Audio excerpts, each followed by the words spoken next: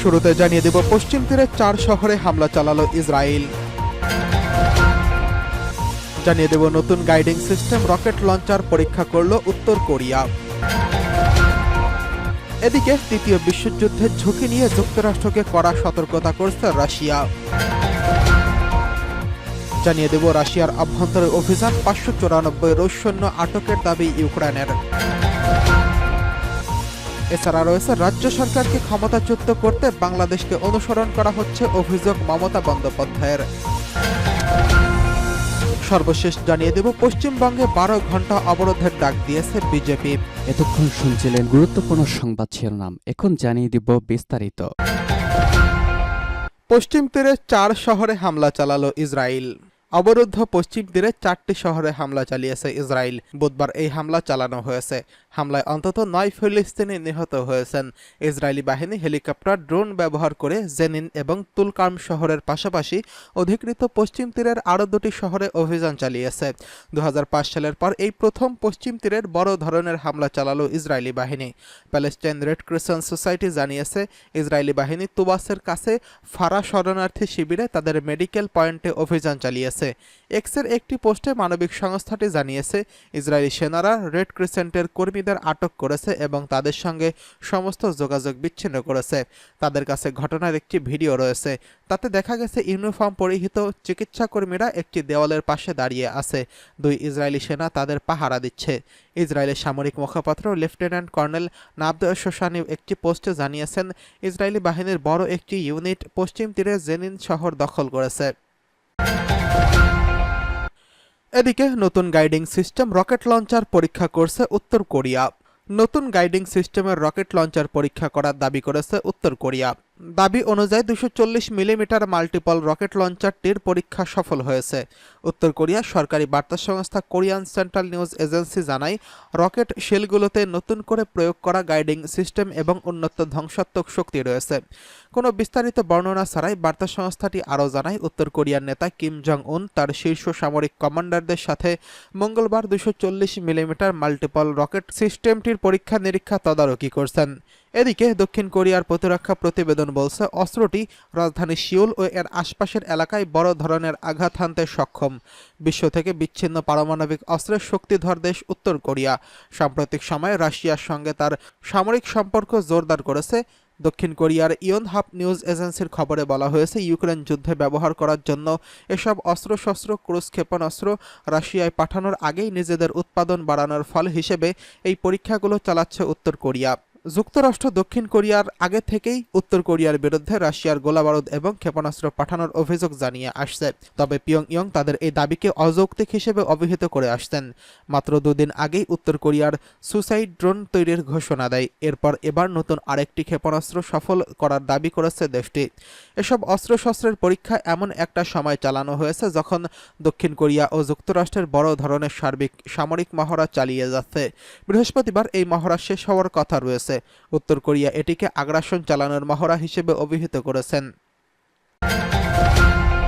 এদিকে তৃতীয় বিশ্বযুদ্ধের ঝুঁকি নিয়ে যুক্তরাষ্ট্রকে কড়া সতর্কতা দিয়েছে রাশিয়া। পশ্চিমা দেশগুলোর ক্ষেপণাস্ত্র দিয়ে ইউক্রেনকে রাশিয়ার গভীরে আঘাত হানার অনুমতি দিয়ে পশ্চিমারা আগুন নিয়ে খেলছে বলে যুক্তরাষ্ট্রকে কড়া সতর্কবার্তা দিয়েছে মস্কো। রাশিয়া জানিয়েছে, তৃতীয় বিশ্বযুদ্ধ শুরু হলে তা কেবল ইউরোপের মধ্যে সীমাবদ্ধ থাকবে না। গত 6 আগস্ট রাশিয়ার পশ্চিমাঞ্চলীয় কুরস্ক অঞ্চলে হামলা চালায় ইউক্রেন। রুশ প্রেসিডেন্ট ভ্লাদিমির পুতিন বলেছেন, এই হামলার উপযুক্ত জবাব দেওয়া হবে। রুশ পররাষ্ট্রমন্ত্রী সের্গেই ল্যাভরভ বলেছেন, পশ্চিমারা ইউক্রেন যুদ্ধকে আরও বাড়িয়ে তুলতে চাইছে। বিদেশি সরবরাহকৃত অস্ত্রের ব্যবহারের উপর নিষেধাজ্ঞা শিথিল চেয়ে ইউক্রেনের অনুরোধ বিবেচনা করে পশ্চিমারা সমস্যা চাইছে। 2022 সালের ইউক্রেনে আক্রমণ চালানোর পর থেকে পুতিন বিশ্বের বৃহত্তম পারমাণবিক শক্তিধর দেশগুলোকে বিস্তৃত যুদ্ধের ঝুঁকি সম্পর্কে বারবার সতর্ক করে আসছেন। যদিও তিনি বলেছেন, রাশিয়ার মার্কিন নেতৃত্বাধীন ন্যাটো জোটের সাথে দ্বন্দ্ব চায় না। সের্গেই ল্যাভরভ সাংবাদিকদের বলেন, আমরা এখন আবারও নিশ্চিত করেছি যে আগুন নিয়ে খেলা পশ্চিমাদের ছোট বাচ্চাদের খেলার মতো। পশ্চিমা দেশগুলোতে পারমাণবিক অস্ত্রের দায়িত্বপ্রাপ্ত বয়স্কপ্রাপ্ত চাচা খালাদের পক্ষে খুব বিপজ্জনক হবে। তিনি বলেন, ঈশ্বর না করুন, যদি এটি পরমাণু যুদ্ধ ঘটে তবে তা একচেটিয়াভাবে ইউরোপকেই প্রভাবিত করবে। এদিকে রাশিয়ার অভ্যন্তরে অভিযান 594 রুশ সৈন্য আটকের দাবি করছে ইউক্রেন। রাশিয়ার অভ্যন্তরে অভিযান চালিয়ে 594 রুশ সৈন্য আটকের দাবি করেছে ইউক্রেনীয় বাহিনী। ইউক্রেনের commander in chief general Oleksandr Syrskyi এই দাবি করেছেন। তিনি বলেছেন, রাশিয়ার কুরস্ক অঞ্চলে 3 সপ্তাহ ধরে সামরিক অভিযান চালিয়ে 594 রুশ সেনাকে আটক এবং 100 বসতি দখল করেছে ইউক্রেনীয় সেনারা। সিরস্কি বলেছেন, সীমান্ত অঞ্চলে নতুন করে 30,000 সৈন্য মোতায়েন করছে রাশিয়া। তারা পাল্টা হামলা চালাতে চাইছে এবং ইউক্রেনীয় বাহিনীকে ঘিরে ফেলার পরিকল্পনা করছে।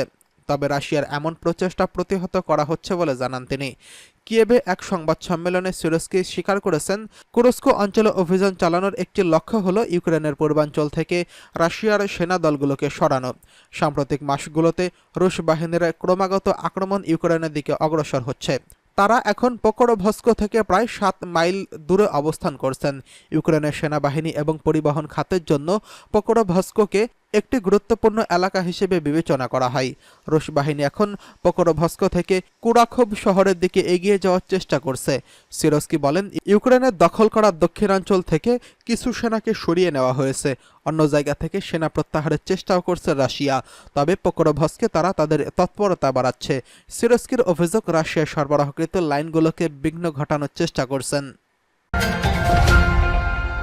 ভারতের রাজ্য সরকারকে ক্ষমতাচ্যুত করতে বাংলাদেশকে অনুসরণ করা হচ্ছে অভিযোগ মমতার। পশ্চিমবঙ্গের মুখ্যমন্ত্রী মমতা ব্যানার্জি অভিযোগ করেছেন, রাজ্য সরকারকে ক্ষমতাচ্যুত করতে বাংলাদেশের মডেলকে কার্যকর করার চেষ্টা চলছে। এই জন্য তিনি সরাসরি দেশটির প্রধানমন্ত্রী নরেন্দ্র মোদীর বিরুদ্ধে আঙুল তুলেছেন। মমতা বলেন, ক্ষমতা তোমাদের হাতে, ধর্ষণ করলেও ফাঁসির আইন কেন করছো না? মুখ্যমন্ত্রী বলেন, কেউ কেউ মনে করছে এটা বাংলাদেশ। আমি বাংলাদেশকে ভালোবাসি। ওরা আমাদের মতো কথা বলে, ওদের সংস্কৃতি আমাদের সংস্কৃতি এক। কিন্তু মনে রাখবেন, বাংলাদেশ ভারত আলাদা রাষ্ট্র। তৃণমূল কংগ্রেসের প্রতিষ্ঠা দিবস উপলক্ষে কলকাতার মেয়র রোডের জনসভা থেকে এমন মন্তব্য করেন তিনি। নরেন্দ্র মোদীকে ইঙ্গিত করে তিনি বলেন, মোদী বাবু, আপনার পার্টিকে দিয়ে বাংলায় আগুন লাগাচ্ছেন। বাংলায় আগুন লাগালে আপনার চেয়ারে টলমলে করে দেব। মনে রাখবেন, বাংলায় যদি আগুন লাগান তাহলে আসাম থেমে থাকবে না, নর্থ ইস্ট থেমে থাকবে না, উত্তরপ্রদেশ, বিহার, উড়িষ্যা, ঝাড়খণ্ড আর দিল্লি থেমে থাকবে না। মমতা আরও বলেন, আমি জানি না মোদী বাবু আপনি আমাকে কতটা চেনেন। আপনি পার্টি যতই ফান্ডিং করুন, অনেককেই ফান্ডিং করেছেন, আপনার সেই খবর আমরা রাখি। মনে রাখবেন, ফান্ডিংকে আমরা এন্ডিং করে দেব। এদিকে পশ্চিমবঙ্গে 12 ঘন্টা অবরোধের ডাক দিল বিজেপি। শিক্ষার্থীদের পাশে দাঁড়াতে রাজ্যব্যাপী 12 ঘন্টার অবরোধের ডাক দিয়েছে বিজেপি। এক সংবাদ সম্মেলনে অবরোধের ঘোষণা দেন বিজেপির রাজ্য সভাপতি সুকান্ত মজুমদার। তিনি জানিয়েছেন, সকাল 6টা থেকে সন্ধ্যা 6টা পর্যন্ত চলবে সাধারণ ধর্মঘট। মঙ্গলবার নবান্ন অভিযানে আন্দোলনকারী শিক্ষার্থীদের বিক্ষোভে কাঁদানে গ্যাস, জলকামান দিয়ে পরিস্থিতি নিয়ন্ত্রণের চেষ্টা করে যাচ্ছে পুলিশ। এরপরেই সরাসরি শিক্ষার্থীদের পাশে দাঁড়ানোর ঘোষণা দেয় বিজেপি। ছাত্র জনতার শান্তিপূর্ণ মিছিলে পুলিশের দমন-পীড়নের প্রতিবাদ জানিয়ে বুধবার রাজ্যব্যাপী 12 ঘন্টা আন্দোলনের ডাক দিয়েছে তারা। মঙ্গলবার দুপুরে সংবাদ সম্মেলনে সুকান্ত মজুমদার বলেন, আগামী পরশু থেকে আমরা ধর্ণা শুরু করব। এছাড়াও ছাত্র সমাজকে সব রকম আইনি ও মেডিকেল সাহায্য দেওয়ার জন্য আজ থেকে পুনরায় হেল্পলাইন নম্বর চালু করছি আমরা। এখানে ফোন করে আপনারা যে কোনো ধরনের আইনি সহায়তা কিংবা পরামর্শ চাইতে পারবেন।